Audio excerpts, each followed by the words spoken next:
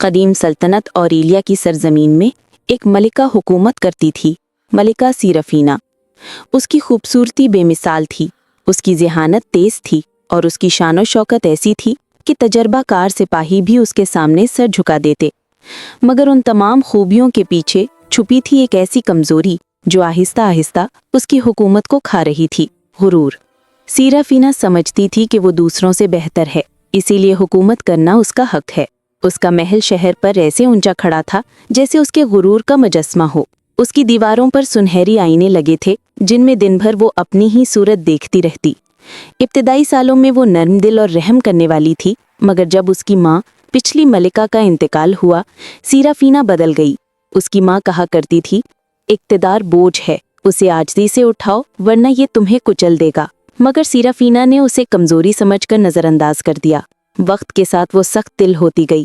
اس نے درباریوں کو حکم دیا کہ زیادہ دیر تک جھکے رہیں، خادموں کو ذرا سی غلطی پر سزا دی جاتی اور مشیروں کو سچ بولنے کی اجازت نہیں تھی۔ سب اس سے ڈرتے تھے کیونکہ اس کا غصہ تلوار کی طرح تیز تھا۔ اوریلیا کی فضا بدلنے لگی۔ کسان بھاری ٹیکسوں سے پریشان، تاجر سخت قوانین سے دبا ہوا، اور بچے ایک ایسی ملکہ کی کہانیوں کے ساتھ بڑے ہو رہے تھے جس کا دل پتھر بن چکا تھا، لیکن کوئی بغاوت نہیں کر سکتا تھا۔ ملکہ کی فوج مضبوط تھی اور اس کا غرور اس سے بھی زیادہ۔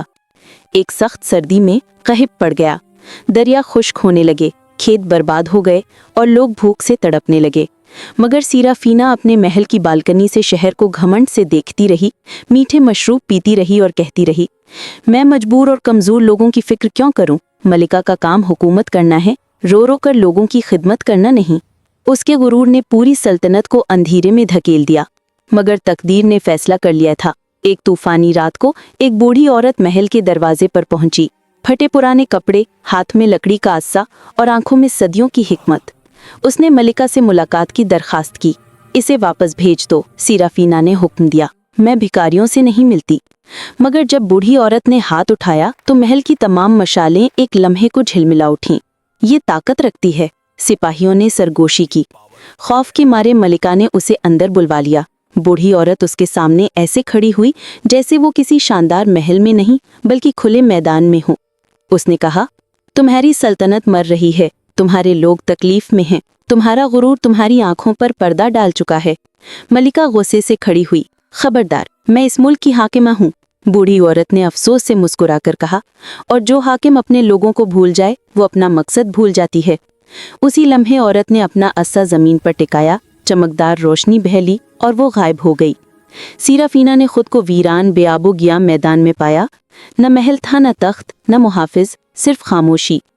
گھبرا کر وہ چلتی رہی، یہاں تک کہ تھک کر ایک چھوٹے سے خیمہ گاؤں کے پاس جا گری۔ غریب لوگ اس کے پاس آئے، وہ چاہتی تھی کہ وہ اسے پہچانے، مگر اس کے شاہانہ کپڑے چیتھروں میں بدل چکے تھے۔ زندگی میں پہلی بار اسے بھوک لگی، پیاس ستائی، تھکاوٹ نے گھیر لیا۔ دیہاتیوں نے اسے خشک روٹی اور پانی ملا سوپ دیا جو اس نے کانپتے ہاتھوں سے قبول کیا۔ وہ اپنے دکھ سناتے گئے، برباد کھیتوں، بھوکے بچوں اور ایک سنگ دل ملکہ کی کہانی جس نے کبھی ان کی فکر نہ کی۔ اس کا دل کٹنے لگا۔ رات کو کھلے آسمان کے نیچے سو کر اس نے پہلی بار محسوس کیا کہ اقتدار کا اصل وزن کیا ہے۔ وہ روئی، ایک کمزور انسان کی طرح، نہ کہ غرور میں ڈوبی ملکہ کی طرح۔ دن گزرتے گئے اور سیرافینا دیہاتیوں کے ساتھ کام کرتی رہی، پانی لانا، لکڑیاں جمع کرنا، ٹوٹی ہوئی جھونپڑیاں ٹھیک کرنا۔ اس نے روتے بچوں کو چپ کرایا، عورتوں کے ساتھ کھانا پکایا اور لوگوں کی باتیں سنی۔ آہستہ آہستہ اس کے دل میں عاجزی جنم لینے لگی۔ ایک صبح وہی بوڑھی عورت دوبارہ ظاہر ہوئی، تم نے سیکھ لیا ہے، لیکن سیکھنا کافی نہیں، واپس جاؤ اور انصاف سے حکومت کرو۔ چاندنی جیسی سفید دھند نے سب کچھ ڈھانپ لیا اور اگلے پل وہ دوبارہ اپنے تخت شاہی پر تھیں، مگر دل بدل چکا تھا۔ اس نے درباریوں سے کہا، آج کے بعد میں غرور سے نہیں، انصاف اور عاجزی سے حکومت کروں گی۔ میں نے اپنے لوگوں کا درد دیکھ لیا ہے، اب میں ان کی خدمت کروں گی۔ اور یوں برسوں بعد اوریلیا میں خوشی لوٹ آئی۔ وہ ملکہ جو کبھی غرور میں ڈوبی تھی، انسانیت کی علامت بن گئی۔